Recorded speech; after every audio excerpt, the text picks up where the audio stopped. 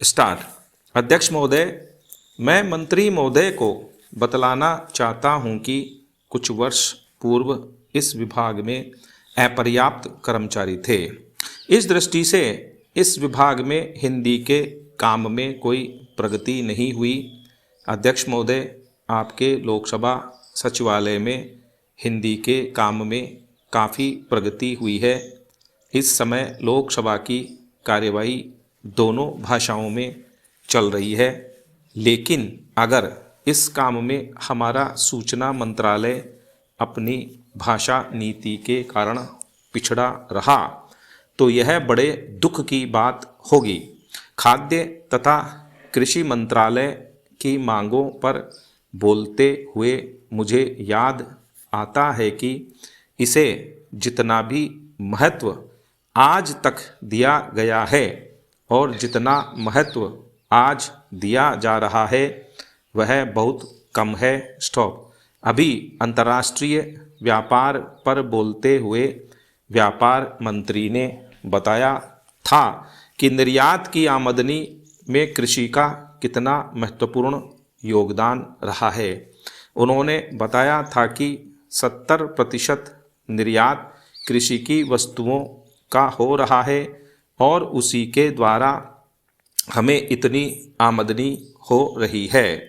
इस दृष्टि से कृषि का महत्व और भी बढ़ जाता है।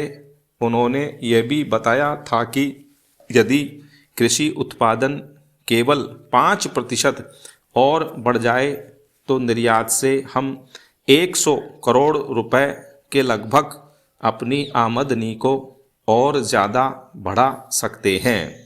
इतना महत्व इसका होने के बावजूद भी मुझे बड़ा खेद है और सचमुच यह बड़े दुख की बात है कि आप कृषि के ऊपर जिसमें 100 करोड़ रुपया कमाने की क्षमता है, 1 करोड़ रुपया भी खर्च करने के लिए तैयार नहीं है।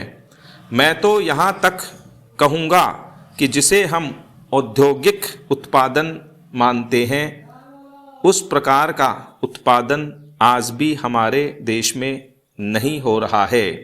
वास्तव में उत्पादन केवल कृषि से हो सकता है क्योंकि कृषि वस्तुओं से ही आपके दूसरे औद्योगिक संस्थान चलते हैं। स्टॉप।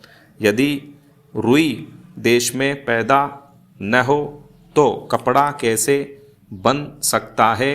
स्टॉप। यदि मूंगफली देश में पैदा न हो तो वनस्पति घी देश में पैदा नहीं हो सकता। स्टॉप।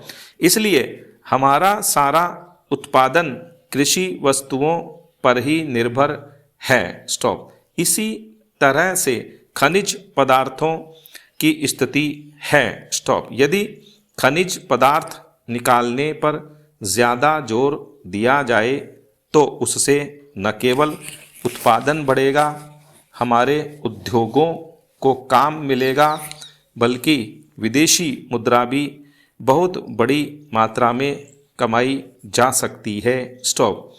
हमारे देश में हर प्रकार की वस्तुओं का बहुत बड़ा भंडार हमारी भूमि में उपलब्ध है।